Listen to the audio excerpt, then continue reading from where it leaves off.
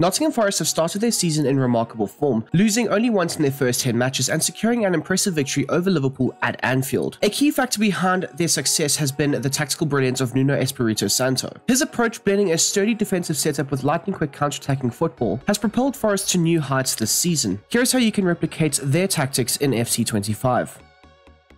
This season, Nottingham Forest have preferred to use a 4-2-3-1 structure in all of their games apart from just two. Nuno Espírito Santo has preferred to use this due to the fact that it can be very fluid and provide a lot of defensive stability. Now, when out of possession of the ball, you will see Nottingham Forest set up in a 4-4-2 system, allowing for Morgan Gibbs-White as well as Chris Wood to press the opposition centre-backs higher up the field, but allowing for them to implement those two banks of four. A lot of the positives that we have seen from Nottingham Forest this season has been down to their aggressive protective defensive structure, allowing for them to win the ball back in their own half or deep in their own half at times and launch the ball further forward into the attackers, who will then look to exploit and expose the opposition on the break. Typically, with this formation implemented, you will look to defend with a consistent back four that can also be aided with the two defensive midfielders sitting just in front of them to be able to sweep up and protect them as much as possible.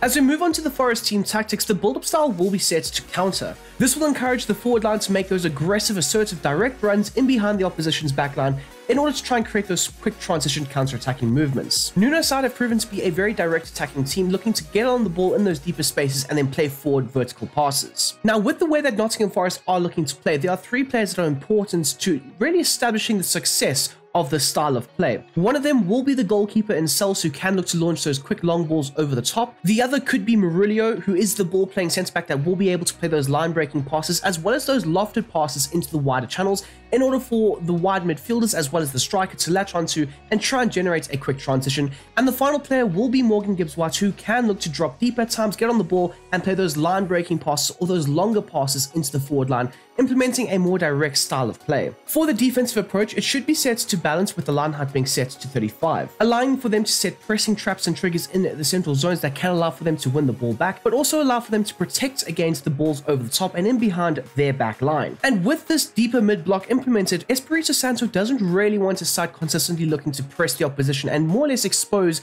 the midfield and the back line. But every now and then, there will be a certain player that the manager will look to target in the opposition's backline that can lead to Nottingham Forest aggressively pressing and winning the ball back higher up the field. When this happens, there can be a quick transition that will often lead to a goal-scoring opportunity. But so far this season, Nuno Espírito Santos' defensive line has been impeccable and has been up there with one of the best defenses in the Premier League.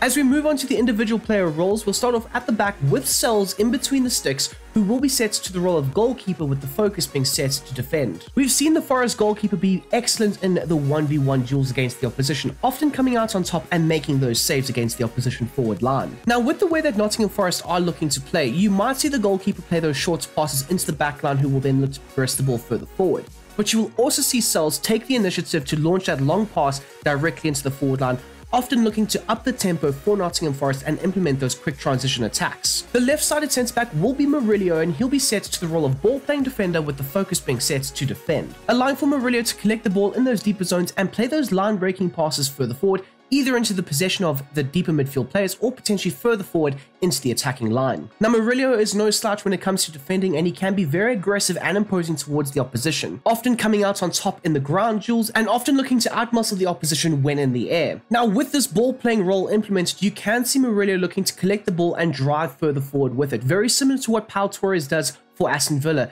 If there is space, you will see the centre-back take the initiative and drive further with it, creating aggressive attacking overloads higher up the field before laying it off into the possession of one of his teammates. So when Murillo does look to step forward, his backline partner in Milinkovic will look to cover and sweep up just in behind him. Now, for his role, he'll be set to stopper, with the focus being set to balanced, allowing him to be very imposing and physical as well towards the opposition, whilst also looking to dominate them in the aerial duels. Milinkovic will look to lead the defensive line structure, making sure that it is intact and looking to cover any spaces that the opposition might be looking to exploit. The two fullbacks in Alex Moreno as well as Ola Aina will be very important in the attacking outlets. Now, Alex Moreno will have a slightly more attacking and advanced role in this side, as he'll be set to the role of attacking wingback, with the focus being set to balance, allowing him to drive forward and often overlap the left midfielder when looking to attack down the left-hand space, supplying a cross or a cutback opportunity into the box for one of his teammates, or maybe even being an attacking threat in those zones himself. Moreno will also be able to track back successfully and help formulate this back four system and structure,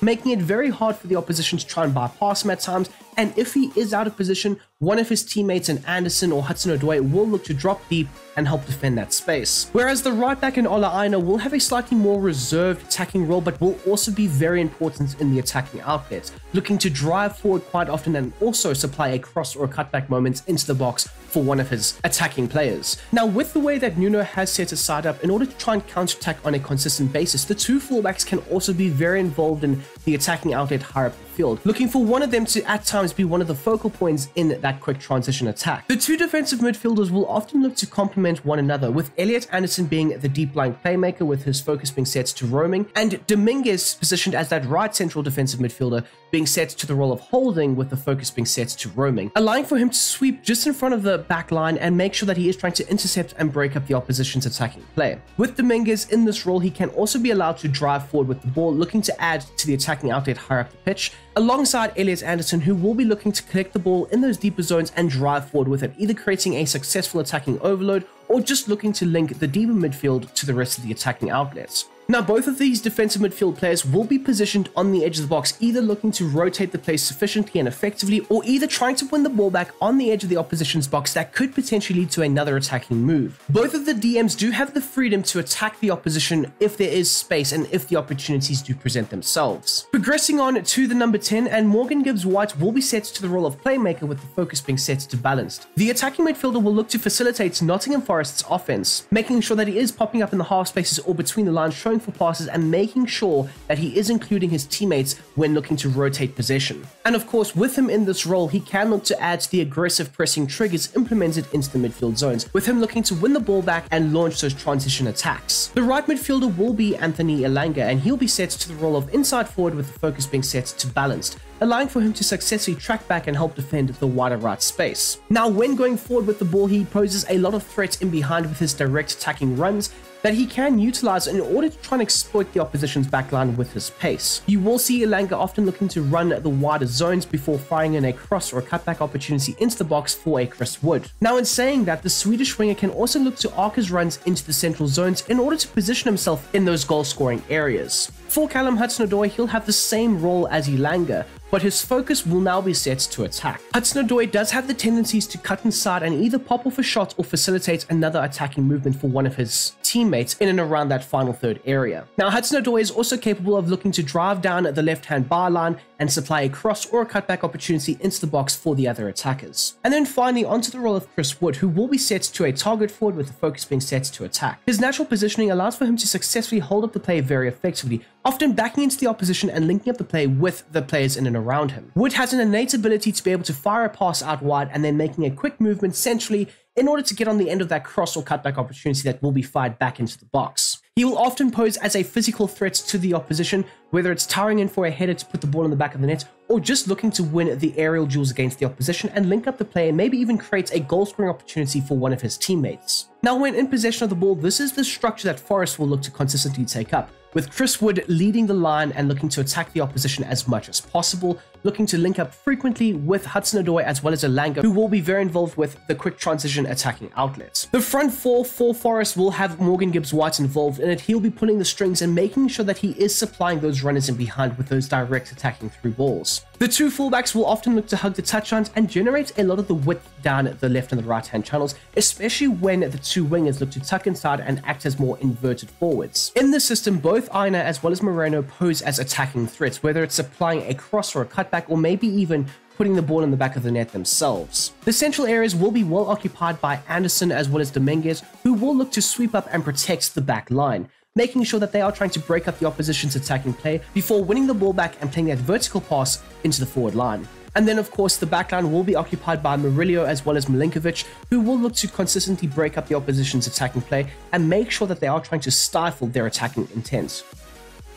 For the Nottingham Forest assignments, the club captain will be Ryan Yates, but when he is off the field, Morgan Gibbs-White does tend to take up the armband. The free kicks will be left up to Morgan Gibbs-White as he is on the field, but if he is off the field and a player like James Ward-Prowse is on the field, he will naturally look to take up the set-piece routines. The penalties can be left up to either a Morgan Gibbs-White or potentially a Chris Wood, with Wood often being the #1 choice to take the penalty. And just like with the free kicks, the corners will be left up to Morgan Gibbs-White, but if James Ward-Prowse is on the field, he will often look to take the set pieces from those wider zones, whether it's the left or the right, and even Neco Williams has also stepped up in order to supply a cross into the box. The 3 attacking players to try and aim for in the box when you do have a corner should be Milinkovic as your target player, as he poses as the biggest and most aerially dominant threat that you do possess, alongside Chris Wood, who will often look to make that near post run. Now, the back post has consistently looked to be mixed. It could be Murillo, it could be Ola Aina, it could be even the likes of Elliot Anderson in some moments, or maybe one of the wingers might be looking to creep in and make that attacking movement from the back post. It does tend to consistently alternate between the players, but I've gone with Ola Aina for the time being. And there we go, people. That is how I would successfully go ahead and replicate and recreate Nuno Espírito Santo's fantastic Nottingham Forest tactics for FC25. I do hope you have enjoyed this video, and if you don't mind smashing that like button down below, whilst also subscribing if you are new, that would be fan-damn-tastic. We are on the road to 15k, so if you would like to be a part of that journey with me, please do consider hitting that big red subscription button, as well as if you are interested and you have a Discord profile, please do consider joining the Brom Squad Gaming Discord server. The link for that will be down below in the description. Anyways, until the next time, until the next one, I hope you have a smashing goddamn day, and I'm out of here.